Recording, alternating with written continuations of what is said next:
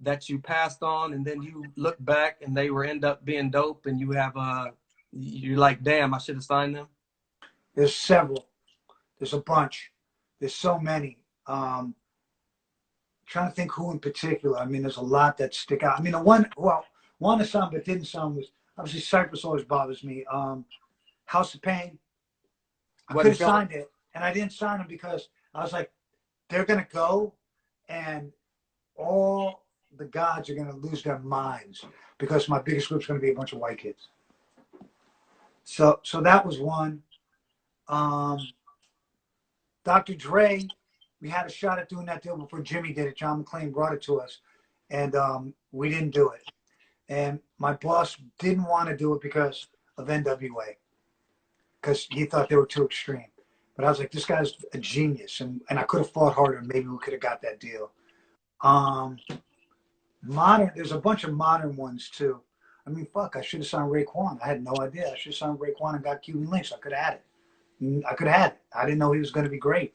No one knew at that point. That's one. I never got a shot at Big, so I can't say I was. Oh, Jay-Z. Jay was right in front of all of us. Wow. Everyone slept on Jay. And Loud was going to sign Jay-Z. And Steve Rifkin didn't really care for a Dame Dash. That's why he didn't do it. Because Matty C brought it there. And he didn't do it. But Jay was in front of all of us. Everyone slept on Jay. Original flavor. And I remember Clark Kent telling me, he's the best. That's the best rapper alive. And I was like, got that. You're doing that Tretch flow. I'm not into it. Jay's a bad one. Nas. I slept on Nas. I thought Akinyele was the one. I think everyone did. When we heard Live at the Barbecue, everyone was fucking with Akinyele. So I got the big deal at Interscope way before Nas got signed. And then my man Mark Sake, my man to this day, he lives in LA, my brother, Mark Pearson, who worked for Search, he brought me Nas. And I told him, yo, you know what? I love you, and I love Nas. He's ill. But I'm not going to sign him because me and Search, we can't work together because I have it's too much funk working on KMD. Wow. Crazy. Nas is a sleeper. I could have that deal for $100,000. Wow. They wanted to bring it to me. I'm mad at that. Talk about I'm mad right now. Do you get phone calls to this day going, man, we should have trusted you? Cypress had said that a few times, but I remember B-Roll was like, man, imagine if we had signed to you, and I'd be like, we probably wouldn't be hanging out right now. We probably wouldn't be peoples. I mean, look, I tried to sign Blueface like last year at Asylum, and I saw him like after he blew up, whether you think he's good or not, he's like, man, I should have signed with you guys. You had $1 million on the table for me. Because he took he told me he took $110,000, $100,000 in a Hermes bag. And I said, yo, really? That's the deal you got? You gave up your publishing and everything? He said, yeah. So, well, you got $105,000. The bags were $5,000. So that was, you know, he told me that. I mean, there's a lot of newer cats who have told me that over the years. You know, like they wouldn't let me sign Macklemore at Warner Brothers. Bob Cavallo and Tom Moskowitz. They told me he wasn't up to par. And I scooted it over to ADA, and bang, it went. And that's how I ended up working at ADA. So that's one that I wish I could have signed on major. Would have changed the trajectory of my career. We got about 20 minutes before we get out of here. I'm going to get into some fan questions. From Ultramax 7, were you still at Elektra when KMD's second album got shelved? Yeah, I was in the middle of the whole thing happening. So my question is, will KMD's What a Nigga Know video ever see the light of day? I don't think so. I don't know. If it hasn't by now, probably not. You know, I mean, that gets a chapter in the book. That was a debacle.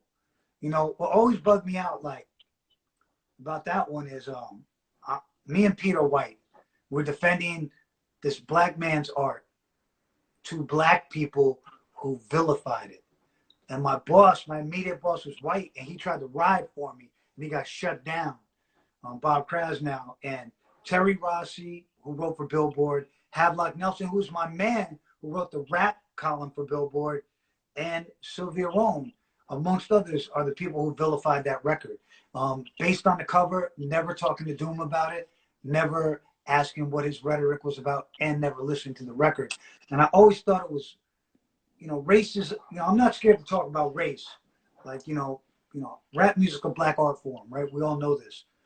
I'm a champion of black art, and always have been. And I always thought the dichotomy of me defending and Pete defending KMD to the black bourgeois who couldn't let a young black man get an audience with them to explain his point of view is one of the strangest racial dichotomies of race I've ever been involved with, and really disillusioned me with a lot of things in terms of working at a major label. From KJ52 Instagram, where did Dante the Scrub come from? De La Soul, I always called them scrubs because they couldn't play sports. We were playing basketball in LA one time, and I was like, yo, you guys are a bunch of fucking scrubs. And I was like, you scrubs. And because I was kind of, you know, I was a decent athlete, and they were not the most athletic brothers. DITC Forever 94 wants to know, how does it feel to be labeled the greatest A&R ever? I'm not the greatest A&R ever. Diddy is. Who? Diddy. Diddy? Diddy. He found Big. Mary J. He's the greatest who ever did it, and he was always great. He knew how to make records. Matty C's up there, you know. Fuck Jimmy Iovine, right? I'm not the greatest A&R ever. I'm just someone who was very good at what I did at one moment in time. But I'll give it to Diddy 100%. Name That Hip Hop Video wants to know your connection to skateboarding and how you see the current relationship between hip hop and skateboarding. Well, for me, like, you know, because of my age, rap music took over our lives in like 1983 or 80 or something, right? And we skated to a lot of punk stuff before that. But Run DMC, Beastie Boys later, LL, that's what we skated to, Public Enemy. So, you know, that was the soundtrack in New York City for me and my friends for skateboarding. And we were probably the first overtly hip hop people to ever skateboard. Like I skated in Jordans. Me and my friends were into that. And so, and the Beastie Boys weren't skaters like technically MCA was. The rest weren't. But they're of the culture of skateboarding and appreciate the culture of skateboarding. So that group of us, we're from downtown. Skateboarding was part of our lifestyle. So, you know, we like punk rock, skateboarding, graffiti, and hip hop. That's what it was back then.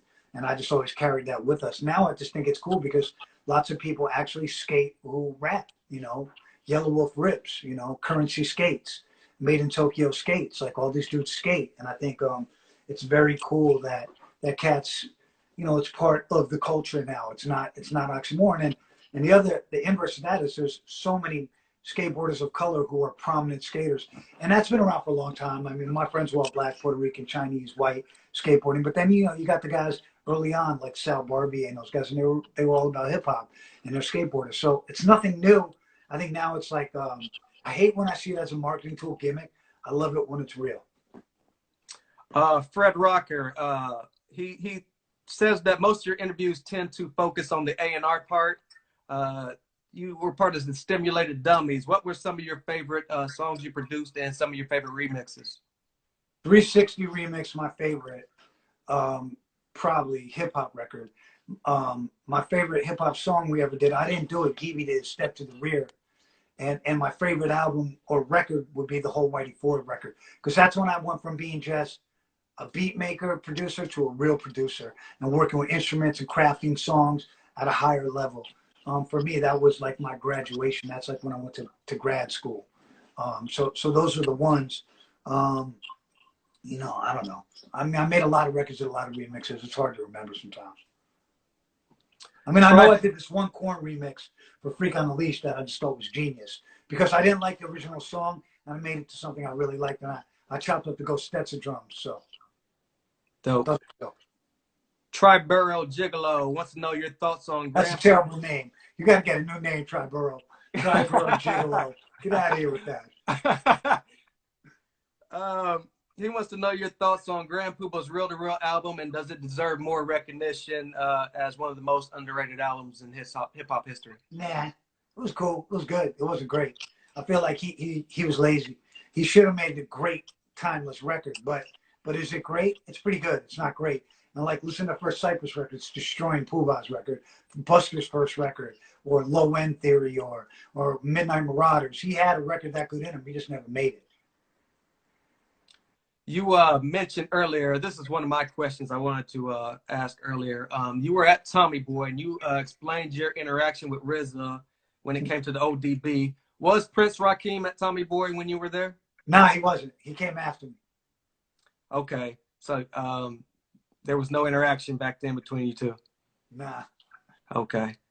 So take us up to speed. It's 2020. Where is Dante Ross and what is he doing? So I live in LA. I'm doing a lot of writing, you know, some screenplay stuff. Got a TV thing I'm doing that's in development. I have a development deal with it with the people that did Crazy Rich Asians. I want to leave it at that. I don't want to speak too much on it. Doing a lot of writing, managing Marlon Craft, working with Lou the Human. You know, got my feet in a lot of pies and enjoying life at age 54 years old, regardless if it's a pandemic or not. DJing a lot, you know, doing my 45 parties and doing all that stuff. And to the person who asked about the doc, I turned down like 3 or 4 docs. I don't really want to do a doc. Let me do the book and see if I can sell one of these TV shows in a movie or two. And then maybe we'll talk about a doc later on. I think a doc about yourself is kind of self-indulgent. I don't think I'm that important. We have I couldn't, like, no disrespect to Bobito, but I couldn't do a rock rubber 45s. I'm not that guy.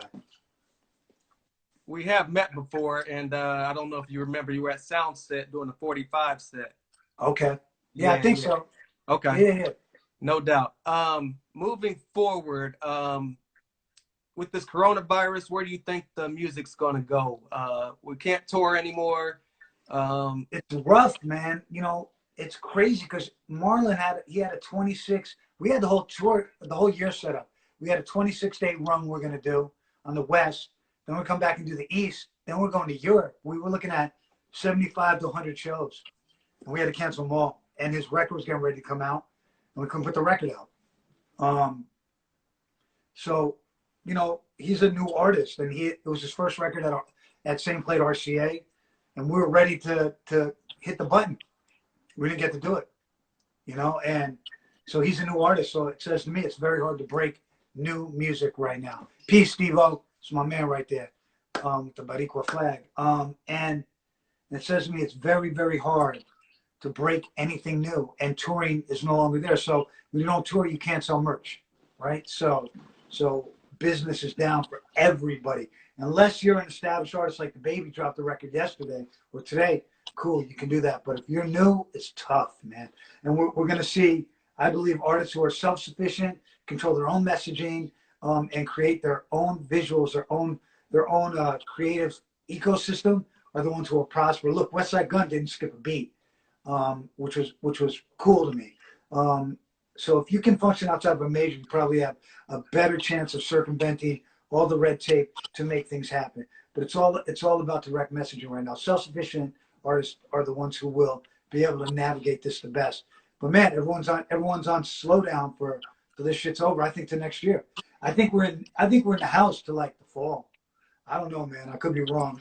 You know, the shit is serious though, and you know we're gonna lose 100,000 plus people, man, and be thrust into a Great Depression. Like economic despair is gonna be like we've never witnessed in our entire life. So after this, get ready, man. Hold on tight. It's gonna get wild. What do you think when we come out of this, the subject matter will be like as far as music goes? Maybe people start to tackle more real issues. The other side of that is maybe people just want to seek more escapism. You know, to me, it makes mumble rapping about lean shittier than ever. You know, it makes the vapid seem more vapid. But that may be because I'm 54 years old. And for a kid, maybe he doesn't want to think about this. He wants the most vapid shit ever because he wants to escape from the realities of what's going around him, going on in the world. So, you know, it's hard to say, man. I wish I had the crystal ball to tell you, but I really don't. And I think, once again, I always say, rap music belongs to the youth. So it's whatever the youth decides. Moving on in the future, where can your fans keep up with you? What's your social media? So on Instagram, I'm Dante Ross on Instagram. I'm Dante Ross on Twitter. I'm Dante Ross on Facebook. So I'm basically Dante Ross on all social media. You know, I'm on Instagram a lot. Get my shit out there. I'll start to, I'm going to kind of do something like what you're doing, interview people. You know, I'm not going to solely stay hip hop based And I want to talk about politics and economics a bit because I'm very intrigued with where economics and politics are going to go post this. It's so important that everyone listening goes out and votes. Everyone in the whole world has to get out there and vote. We've got to get this asshole out of office. We have to implement change. We have to have someone in office and an administration that is capable of compassion and understanding and economic understanding and how we can bring this country back to where it needs to be so people can walk upright and we can prosper, because it's going to be a rough couple of seasons for us all, man, me included. And, you know, we got to hang on tough, and we need a Franklin Delano Roosevelt. We need an FDR to a modern version. I mean, shit, man, we need Obama, you know, and Biden might be the closest thing to Obama. You know, I'm a Bernie guy, but we got to put it behind Joe Biden right now. So, you know, that's the message I have to everybody, you know, and in this free time, you know, get creative, figure out what you can do to maybe start a new business, what you can do to change the course of your life, to, you know, to make the world a better place. You know, I'm a longtime sober person. I believe very deeply in that act of service. So for me, it's an opportunity to give back a lot to people in many ways. And literally, when I can get out there and not worry about a pandemic, I intend to go out there and work with people who need service the most. And that says to me, the youth, the incarcerated, the homeless.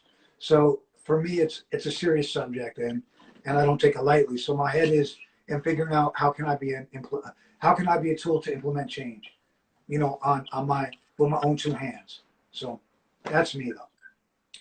During this free time, are you working on that book, and when can we My expect book's it? done. My book's done.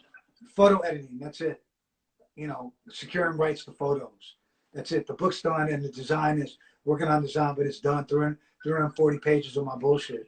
So, you know, and it goes from growing up on the Lower East Side to maybe where I am right before, you know, this all happened. Dope. Any time frame that we can explain So it? we were looking at, you know, it's going to be September, but I don't know now. You know, with everything's so crazy, you know. So I really don't know. You know, I hope it's sooner than later. Now I want to get the book out there. I worked on it a long time, and my father's a writer, so it gives me the ability to invoke my father's spirit when I did it, and he would be very proud of it. So I want to get it out there. You know, I strove to be very honest about who I am in the book. I'm not Superman. I'm someone who has a lot of flaws and bumps and bruises and took knocks just like everyone else. And that's one of the keys to the book is like you can create your own story, your own legacy, but I also believe in rigorous honesty when you're telling your story. And you know, being vulnerable is part of that story. Any plans for a documentary on your life? I'm not trying to do that. Not now. I got other things I want to do. That feels very invasive to me. I don't feel like I don't love being on camera like that, and it just doesn't. I don't feel comfortable. Like I said, I love Bobito, but Rock Rubber 45s, I couldn't do that about my life. I also don't think it. I don't think it warrants it. I'm not. My ego isn't so big that I believe that the story should be about me. That's almost why I was an A&R guy, because I thought the things these people had to say was far more interesting than anything I was going to say. Not that I could rap, want to be an artist, but I always feel my gift on earth is spotting talent, being a conduit for other people to tell their stories. So Cool. We got about a minute and a half left. Is there anything you want to leave your viewers? stay healthy, man. Stay positive.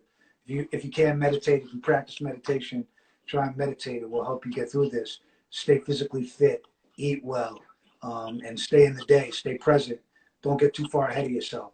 If you can stay in the day and stay positive, keep that PMA, that positive mental attitude, it will make this all go much better. And if you have kids, love your kids. If you can see your family, love your family. Like I can't see my family. They're in New York, and it drives me crazy right now. So, but you know that's why we got FaceTime, right? No doubt. I do want to thank you and just applaud you on being an architect and so Thank you. much.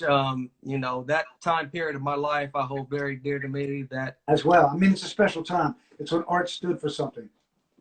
right. So in the meantime, you stay safe. From all my viewers and That's the Dante's book, viewers, The Power of Positive Magnetic Attraction. You got it, Easy Rockwell. It's a great book, 100 pages. Read that. this is Quarantine episode number 5. I will have Dinko D coming up this Oh, week. wow. Nick the Exotic. I hope Dinko doesn't try and go hard at me. We had some words not that long ago. I love Dinko. I'll ask him about it. So I appreciate your time, and we're logging off. Thank you, Dante. Peace, respect.